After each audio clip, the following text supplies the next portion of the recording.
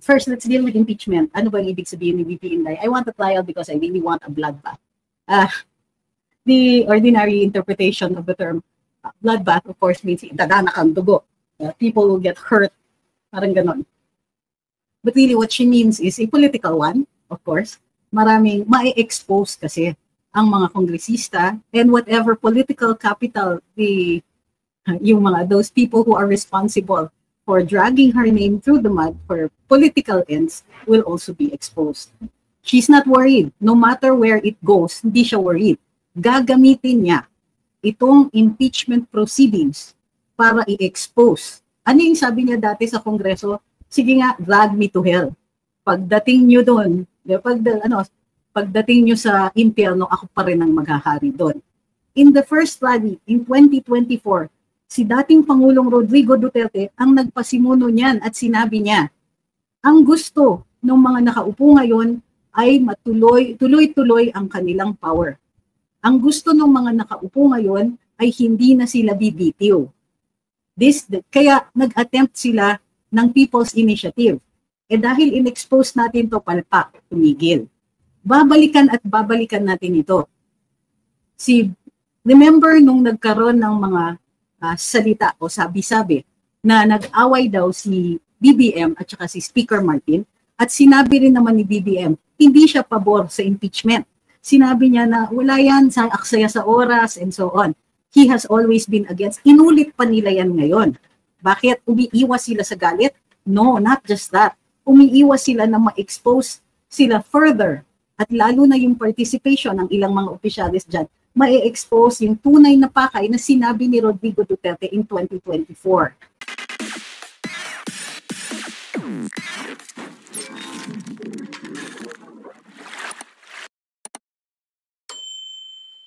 Narinig niyo na ba yung interview ni VP Inday? Just the important portion. Hindi niyo pa po naririnig, i-play natin. Habang hinihingal ako. Dala. Any evidence at all of wrongdoing because I truly want a trial because I want a bloodbath. They met a dead end doon sa hearings nila na nag-decide na lang sila, okay, i-impeach na lang natin ito siya without any evidence at all of wrongdoing.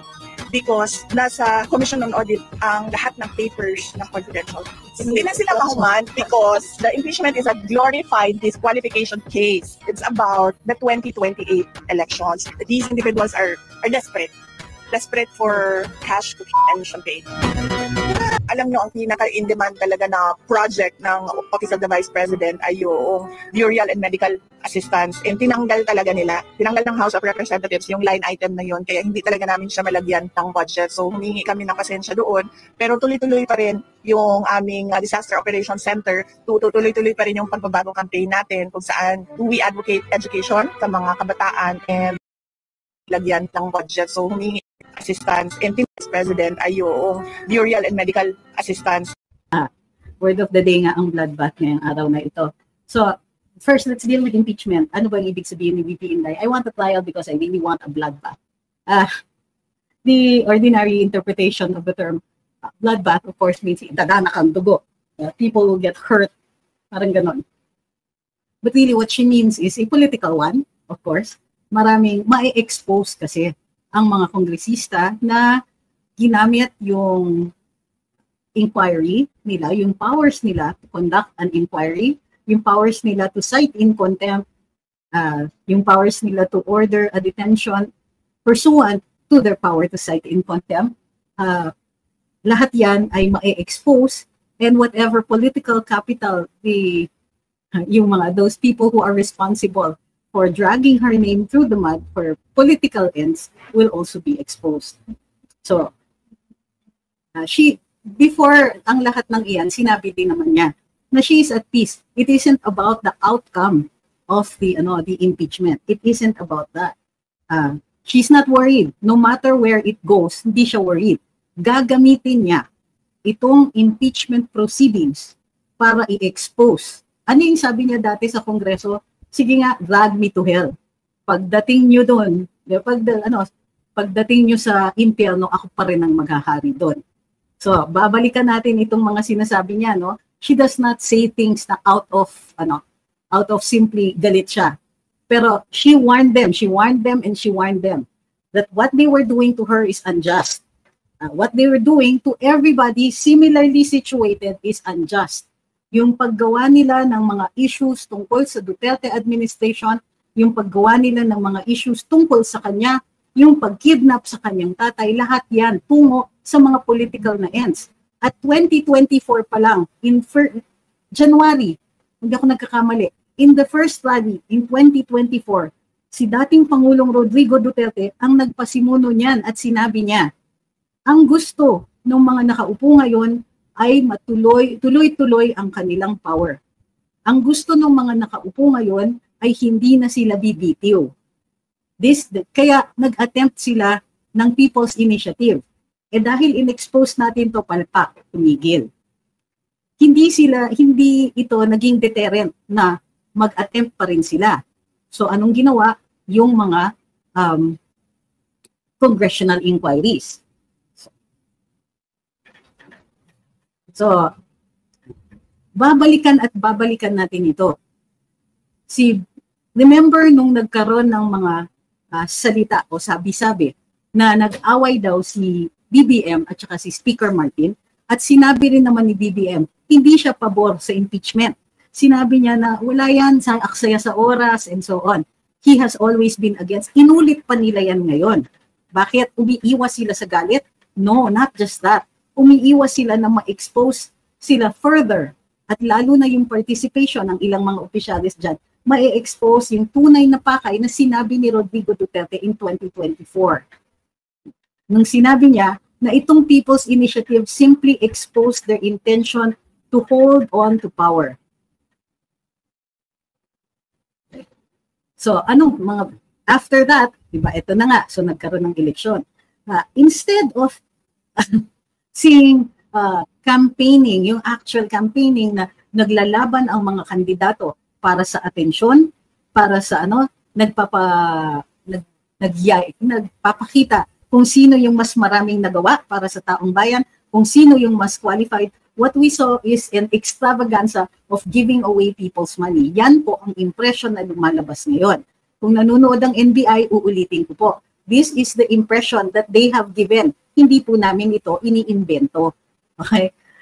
Yan po, kahit saan ninyo tignan sa social media, yan po ang overwhelming impression ng taong bayan.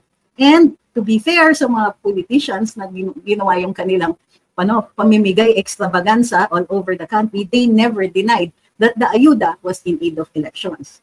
So, tinuloy pa rin nila as though the giving away of money was the solution to all their political problems. Of course, hindi yan ang nangyari. Maganda yung mga ginawa ninyo, mga kasama dito. Yung mga followers dito, yung mga sumusubaybay sa atin. Maraming salamat dahil nagsalita kayo at nagsalita kayo na kaya nyo namang tanggapin yung pera pero iba pa rin ang iboboto. So, yan na nga po yata ang nangyari. Walang kinahinatnan yung pamimigay ng ayuda, marami pa rin ang natalo. But wait, hindi pa po lumalamig yung pagbibilang ng balota, may mga humihirit na, hindi, marami pa rin nanalo, mayorya pa rin ang administrasyon sa Kongreso. Right. Hindi naman natin sinasabi na nakamayorya tayo. Pero, ito na po ang alam ni VP Inday dahil matagal na rin siyang sinasabihan. Tinatapos lang yung midterm elections. Manalo-matalo sa midterm elections. And to be fair, marami tayong wins. Manalo-matalo sa midterm elections, alam niya na magto-turncoat na, magtatwaydor na ang mga dating kasama ng administrasyon. Iniiwan na sila at nakakaramdam na rin sila na nababawasan na yung kanilang following dahil nasisense nila kung sino ang tunay na malakas. Yung nakatayo pa rin, nakatindig pa rin, matapos buhusan ng ayuda ang taong bayan, matapos na bakbakan at walang kumpay na i-criticize sila at siraan sila in all kinds of media, nakatindig pa rin ang Inday Sara, nakatindig pa rin lahat ng Duterte at taas noo pa rin tayong mga sumuporta sa kanila. So, in the face of this all, hindi nagpapahinga si VP Inday. Hindi niya pinalipas itong pagkakataon na makapuntos pa rin. Hence, yung bloodbath comment niya.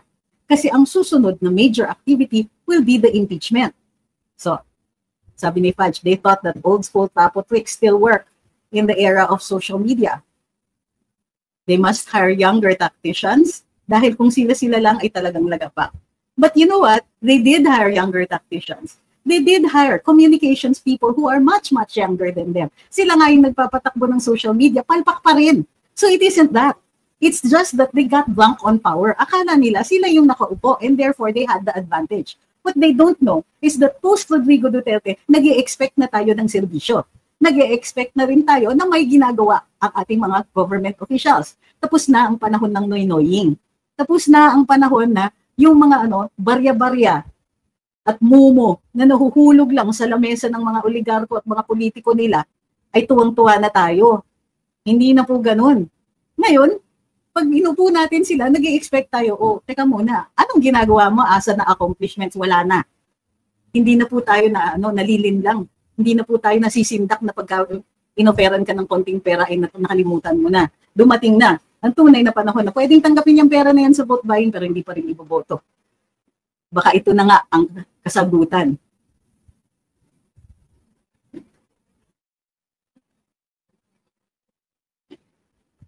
So,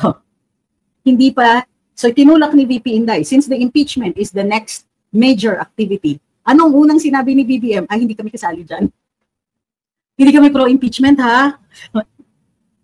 Tatawa talaga ako doon. Inulit pa. Sinabi na nila yan noon, pero inulit pa rin. O sige, napaghahalataan na lang. Okay, so sinabi ni Pangulo, ay wala kami dyan. Sumagot naman ang Congressman Toby Tiangco, ito kasing itong impeachment, itong kidnapping, dito tayo natalo eh. Nawala ang Mindanao sa atin dahil sa ganito. Siyempre, hindi naman makakasagot si Speaker Martin Romualdez na siyang nakikitang pasimuno ng mga activities na yun. Siyempre, hindi siya makakasalita. So, nagpapahirit na lang siya sa ibang tao. Although, eventually, nagsabi siya, sino may sabi na may clamor for impeachment? Hindi niya ba alam? May clamor for impeachment. Sabi ni Congressman Toby Tiangco, ay, sino may sabing may clamor? Pinressure mo nga eh. Kung hindi pipirma yung mga kongresista, wala silang conditional release. Halos aminin na nga ni Congressman Toby na itong mga conditional release ay actually pera ng mga kongresista para mga kampanya. Nick. So, nakita ito ni VP Inday, naramdaman niya yan. Alam niya na naguhugas kamay na yung iba at alam niya yung ibang mga kongresista papunta na sa kanya, magto-turncoat na, traidura na to ngayon. Mas malakas ang VP Inday, isipin mo, wala pang 3 linggo, mag-i-election na, biglang in-endorse si Amy at saka si Camille, ayun, panalo. Nakapagpanalo siyang 2 tao, na niratrat lang niya yung kampanya. Ganyang kalakas yung endorsement power ni VP Inday. Tama, sabi ni Friends, abandon ship na sila, alam yan ni VP Inday. So, anong hirit niya? Game, impeachment tayo. Diba? Tara, gusto ko mag-impeachment, game na ngayon na. Kaya malaki suspect ko Padi-dismiss na lang ng Senado yan kasi hindi kakayanin yung mga bloodbath na sinasabi ni VP Inday. Baka hindi hindi mag-survive yung mga karir ng ibang politiko diyan. Clamor daw. There's a clamor. Oh well. May clamor daw for the impeachment. Akalain nyo. Hindi pa tapos ang laban ha. Lumalaban si VP Inday. Yun yung fighting words yan. Yun yung she's announcing to all. Sige game. Okay game. Tapos tayo sa election. Impeachment na tayo. Let's go. Let's do this. Gusto kong makita itong mga to. At alam niya walang ebidensya. Bakit? Nasa COA pa nga at hanggang ngayon wala pang desisyon ng COA ha. Wala pang desisyon ng COA, anong sasabihin ngayon? Ang COA, ang ultimate judge kung nagastos ang pera in accordance with its intention. Kung tama yung pagkakagastos ng pera. So, without a COA statement, without the COA saying na hindi ito ginastos ng maayos, walang makukuha itong mga to sa impeachment.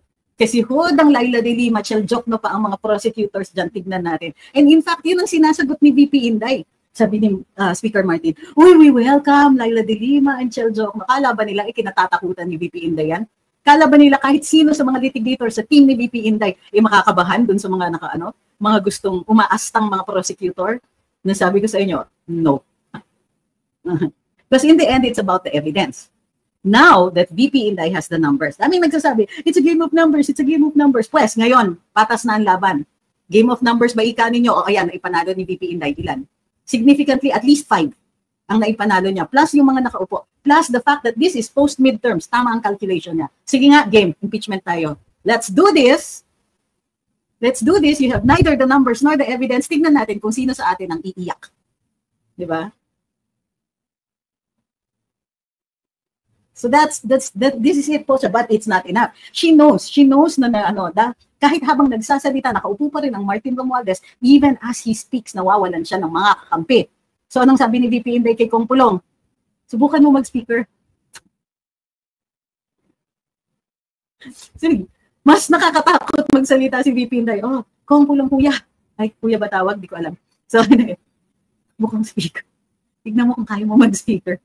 Pero hindi niya sinabi kay Kong Pulong lang, in-announce niya. O sabi ko nga kay Kong Pulong niya. Subukan niya mag-speaker o kaya minority leader. Reminder yan. Oy, kayong mga nakaupo dyan, kabahan kayo. Kasi ngayon, after these elections, not only do we may not have as many people of PDP and Hugpong and other allied parties in Congress, but there certainly will be enough for us to make a good showing. Kung baga kahit anong gusto ninyong gawin dyan sa Kongreso, andyan kami para mang-asap. Andyan kami, kayang-kaya namin kayong patirin dun sa mga hindi magagandang plano ninyo. We can throw a monkey wrench into your plans. We're going to be right there, crossing our arms and saying, you can't do that. Hindi enough. It's not just the impeachment bloodbath by ikang Congress will no longer be as powerful as they were here in the 19th Congress. In the 20th Congress, that's going to be a different story. She will see to that. Remember, after elections, her first speech was to build a strong and principled opposition. Ibig sabihin, open for membership na po kami, come one, come all. Let's see what we're going to do, what we can do in the House of Representatives. Bring it! Damn, fighting words. Ay, nako. The problem with this administration is naniwala sila kay Cersei. Sa Game of Thrones, sabi ni Cersei, power is power, diba? At the time, reyna siya, kaya niyang utusan ng mga tao. Patayin mo yan, ay huwag mong patayin. Saktan mo yan, ay huwag mong saktan. Itaob mo yan, ay teka, nagbago ako ng isip. Si Cersei Lannister thought that power is power. Sure, power is power. When you have it, you have power, that's it. But the ability to threaten people with credibility, that's power too. Credibility is incredible power. That's a lot. VP Inday may not have at her command people who will, fall all over themselves to follow her orders because she's going to give them money. No. She has power because she's credible. She has power because she did not give in. She has power because she kept standing her ground kahit binabakbaka na siya. Kahit araw-araw, pati itong mga minions na to na nasa social media, araw-araw tinatawag siyang, mga favorite na Inday Lustay, mga ganyan. Lustay ba ika ninyo? Patunayan ninyo yan. Ano ba? Sabi ni Goldie Dizon, for me, Sarah's Daenerys Targaryen. She's neither. I didn't say she was Cersei. I'm saying yung kabila naniwala kay Cersei. Makinig din kasi. So, she's neither. She's not any of them. She is her own character. Tigas ng ulo din kasi ni Daenerys Targaryen towards the end. But this woman, she stood her ground. And she kept going.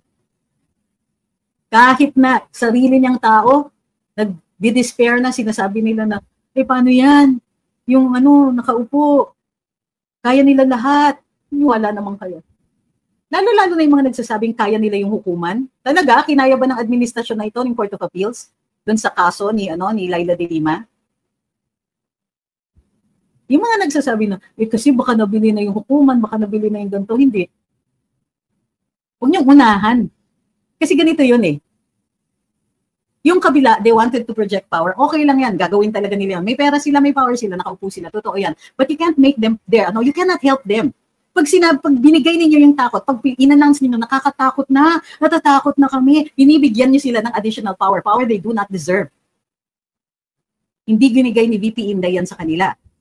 She never gave them the power they do not deserve. Yung mga ginagawa ng ibang tao dyan na kahit anong gawin nila, sila pa rin nakaupo. Kahit anong gawin nila, sila yung may pera. Eh, paano kung kausapin nila yung judge? Paano kung nasa kanila na yung Supreme Court? Paano kung ganun? Hindi ba napapatunayan yung mga yan? Dinagdagan niyo yung power ng gobyernong ito, wala naman silang ganun. They can fly. Of course, they can fly. Pero tignan niyo yung nangyari. All we had to do was wait until after midterms. Sinabihan na tayo. Sinabi na namin dito sa Luminous. Dami hindi naniwala. Siyempre, kami dito yung Cassandra. Sino si Cassandra? Yung sa Greek mythology, fated siya na siya yung na she will be able to foretell the future, pero every time she tells it to people, walang naniniwala. Post-midterms, ang ginagawa naman, may mga kongresista pa nga na nasa loob ng Congress na who were already on her side, ayaw nilang pumirma dun sa impeachment, ano nangyari? Na-threaten sila, walang pera, walang ganito, walang ganyan. O di sige, merong iba dun, pirma nga yung pangalan nila. Daw. Nakapirma, hindi wala naman palang party list.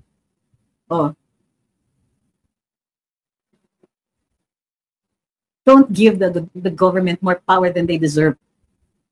Pag pinopost nyo pa yung takot ninyo, paano yan? Magagawa nila lahat kasi sila yung nakaupo. Nagawa ba nila?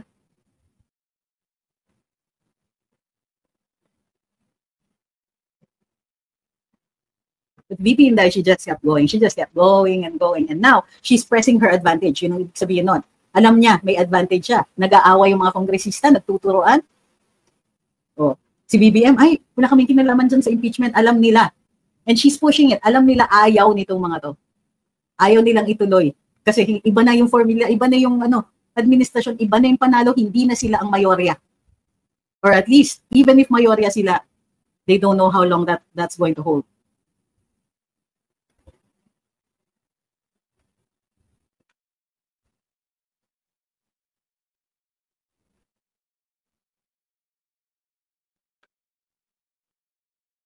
So what do we do next? Nandiyan si Inday is leading. She is leading. That's what she's doing. She's showing us to press the advantage. What do we do in turn? Well, number one is stop being scared or stop broadcasting fear of the government.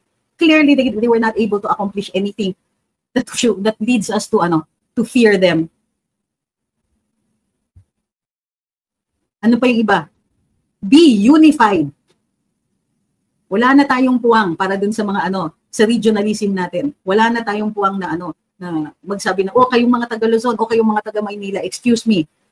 VP Inday spent a lot of time campaigning in NCR kasi alam niya, traditionally mahina siya sa NCR. At the end of it, marami pa rin natalo dun sa mga binakbakan niya. Nagbago ang ihip ng hangin dito sa NCR. When it came down to it, we stood up. When it came down to it, malakas pa rin pala ang DDS. Ang dami doon sa mga kalaban nagsasabi, wala ng DDS, spent force na yan. Nakakulong na yung tuon nila, wala na sila. Ano nangyari? Partida yan, ha? Hindi pa tayo sigurado tungkol doon sa 16 million votes na supposedly overvote. Tignan natin kung anong i-resolve at sana naman i-resolve ba na ng COMELEC yan. Nakakaloka, masyado silang matagal.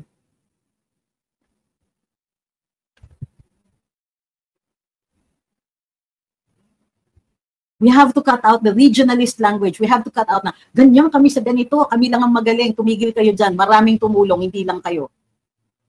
You have no monopoly on this. Everybody stood up. Everybody helped out. And we need more people.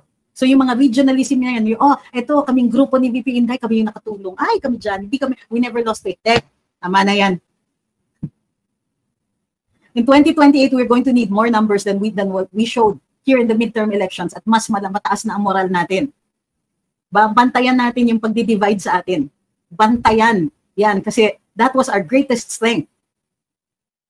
Yung mga bantayan nyo, yung mga nagsasabing, ay hindi ako susunod kay Inday kasi mas alam ko, gusto ko yung ganito. Di ba, no? Hindi, tama pala siya.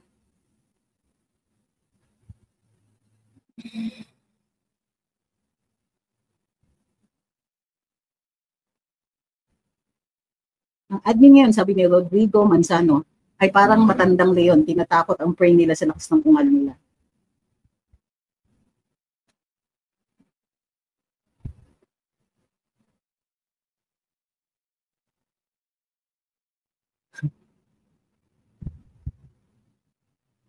Nakikita ko pa rin, may divisive language pa rin kayo. Ingat lang, bantayan niyo yung sarili ninyo.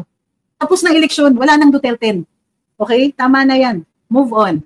Marami tayong naipanalo. May PDP na nakaupo sa Senado. Now we're going to have to turn the others who are in the Senate. Yung mga potential na boboto para kay VP Inday. Aawayin nyo?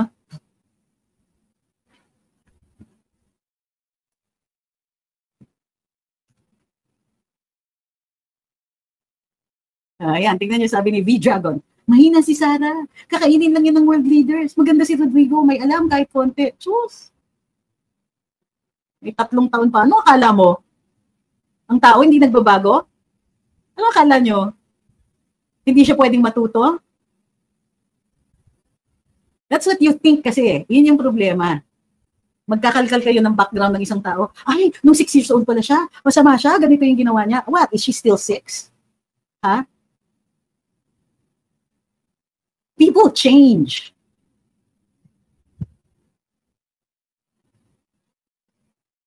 Sabi ni Nudge, yes, move on po. Mas mabagsik ang aura ni VP. Ora. Sabi ni V-Dragon, hoy, isa ko sa mga world strategists. Yeah, right, sure, of course. Kaya ka nga nagtatago sa likod ng picture ng isang anime. Tama, world strategist. Saan? Sa Mobile Legends? Baka kung sa Mobile Legends, sige, magkakaroon pa ako ng respeto sa'yo. Biro lang ha. Okay lang yan. Okay lang yan. But I do like your confidence, ha?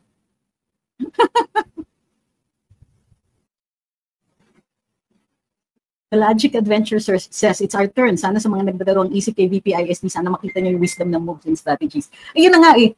Kasi you think that there are some people who think, oh sige, she made a mistake in 2022. Ano akala ninyo, hindi siya nag-move on? Hindi siya nagbago? Hindi siya natuto? Hindi siya nag-aral? Hindi siya nagplano? Stop thinking that the person is defined only by their last mistake. Kasi I am living, breathing proof of that. That you cannot keep me there.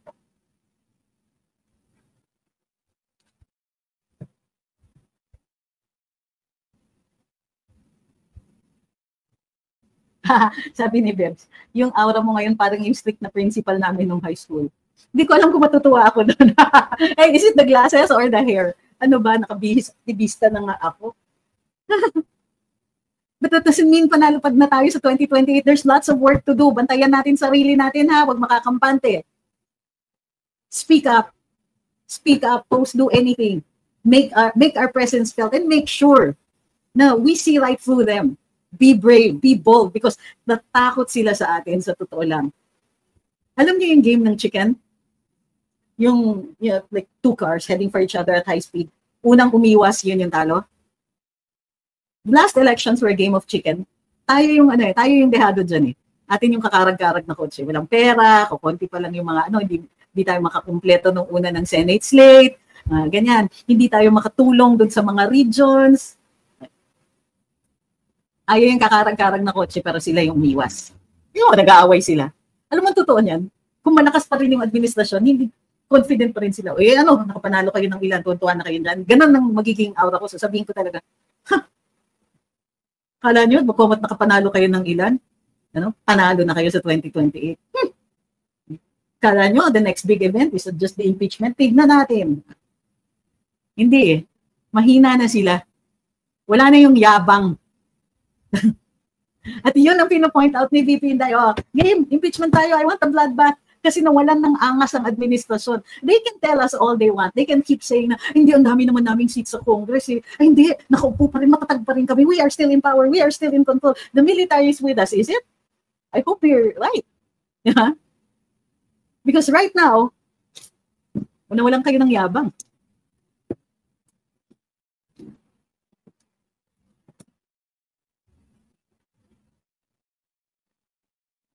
It's both daw the hair and the glasses. So the t-shirt, walang effect, This is, ang tingin ko dito kasi aktivista t-shirt, yung mga tie-dye. Ang hilig ng mga aktivista ng ganitong panahon namin,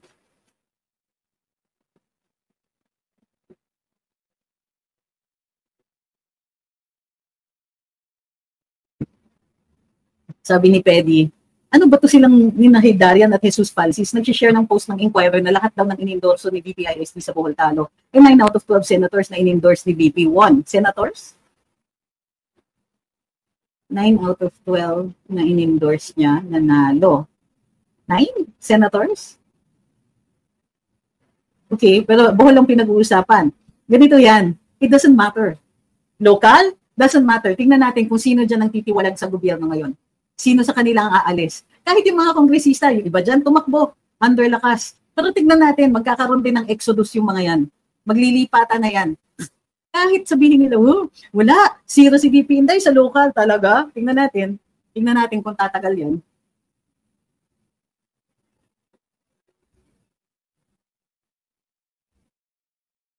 Sabi ni Grandma Mami Machang, yes, you're right, attorney. No reaction that we are afraid because fear is contagious. She's right.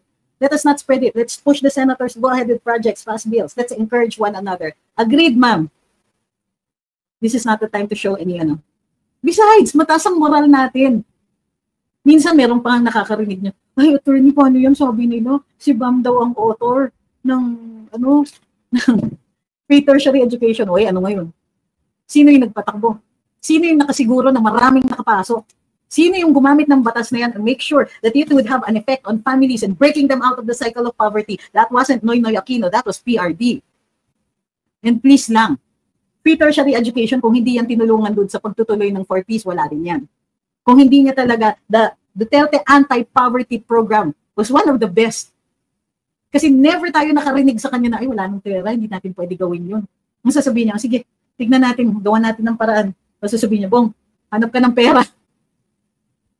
Kawawa talaga si Senator Bongo.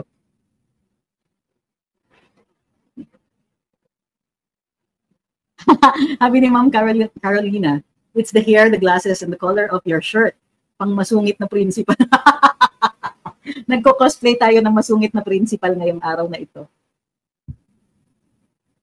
Sabi ni Arv, impeaching the VP is just a waste of public funds, our taxes. Everything is already more expensive, especially with 12% tax on digital goods taking effect next month. Correct. Not only that, sir, tama kayo dyan. Correct.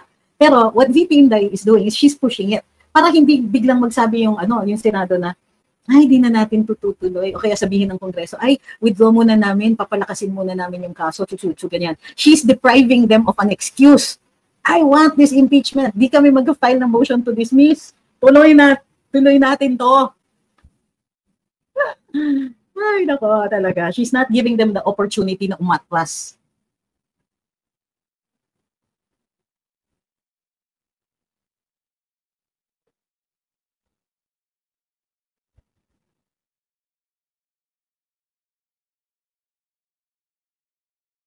Sabi ni Ma'am Brihida, hearing Inday Sara's bloodbath statements, napasmile po ako. Come here, Mimo. Hindi ka pa kumakain? Come here. Stay here with me. Sandali lang ha, aawayin kasi ni Beanie si Mimo. Beans out. Beanie Beans.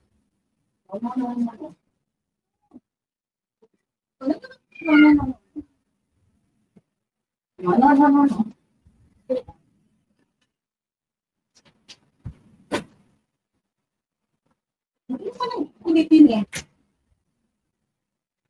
Sorry. Pasaway yung cats eh. Okay na sila. Billy, stay outside ha. Hi kay musikero ni IC. Ma'am Alice, thank you very much. Ang admin ngayon ay parang matandang ngayon. Tinatakot ang pray nila sa lakas ng ungal nila. Yes, I know, I read that before. Seems different on second reading. Hi, Sir Art. Sabi ni Marites Liaban. Si FPRD pa, tama. Si FPRD nagpa-take effect sa pre-tertiary education tapos ang OWA din doon noon. Ang galing ng serbisyo. Ngayon halos wala ng funds para sa mga scholars. Maraming hindi nakakatanggap. Correct. 2022 pa lang. After I left government, that was the first thing that I noticed. Dinidefund nila dahan-dahan ng pre-tertiary education. So, it mattered. It mattered that it was FPRD. It mattered that it was PRD who was executing that law. Kasi kahit sabihin pa ni ngayon, ni Bam, ako yung author niyan, anong ginagawa ni BBM with your law? And what are you doing about it?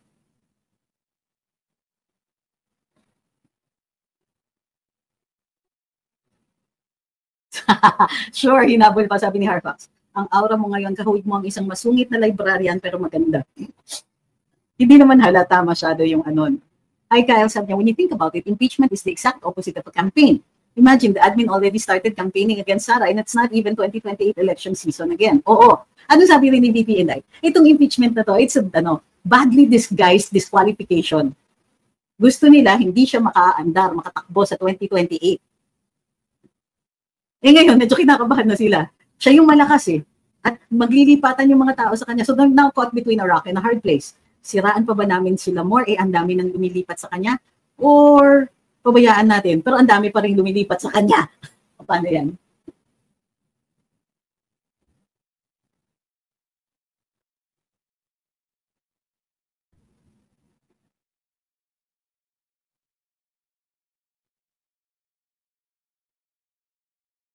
Ito. And it's good, binanggit ni Harold. Sabi ni Harold, NPA babies nagpanalo sa mga yantialet or anak pamangkin apo. Sino pa man sa mga musmos, i-educate about what LP was. Lalo na yung hinayupok na Rosa virus. Ay, nako. The numbers don't say that. Nung tinitingnan namin ito, nagpa-search pa kami. Nung tinitingnan namin ito, ang youth vote is supposedly from 27 and below, or below 28 years old. Ewan ko, napaka-random ng number na yan. Yan ang mga Gen Z and below.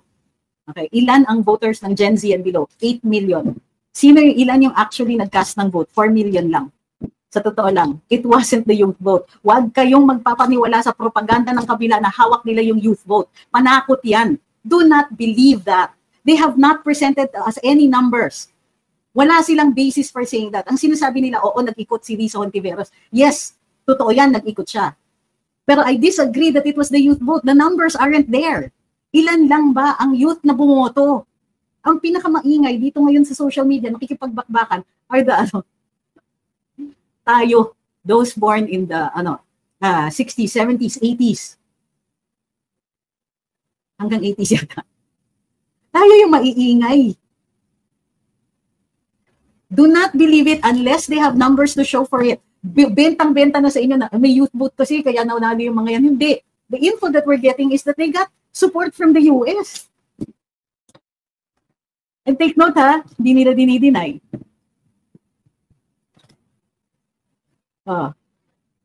Check nyo yung mga bata sa inyo. Sino yung mga binoto nila? The math is not mathing. And why are the people who are claiming that they got the youth vote, why are they not presenting us any numbers? Sabi ni Shai, sali mo po kaming 90s babies. O sige na nga. O kasama na rin kayo. Binoto nyo ba si Bam? Yun, sabi ni Apple G, marami pong Gen Z at millennials na hindi naman kakampi ng Pinklawan. Yes, I agree with that. They're finding their own way. Yung iba po, nandito sa atin, nakatambay dito. Remember, there was a time, last year, I was calling for kaya ako nag-TikTok eh. I have college students in my TikTok account. Naka-follow at minsan, nagpa-participate except pag may exams. Yeah, so don't give in to that. Don't let them tell you na amin yung youth vote. Teka muna, bago ako maniwala dyan, patunayan nyo. You can talk all you want, di naman ako mag-aano sa kanila. Pero, maniniwala lang ako if they can show me the vote. So don't give in to that. Don't spread that around. Don't let them dictate that and say na ihawak nila yung youth vote. Excuse me. I'm sure the youth will say, they were organized, they'd say, teka muna. Kasi parang, ang nangyayari dyan is, sinashut out nila tayo. They're trying to, parang kino-convince nila tayo, huwag nyo nang galawin yung mga kabataan amin na yan. Not gonna let you do that.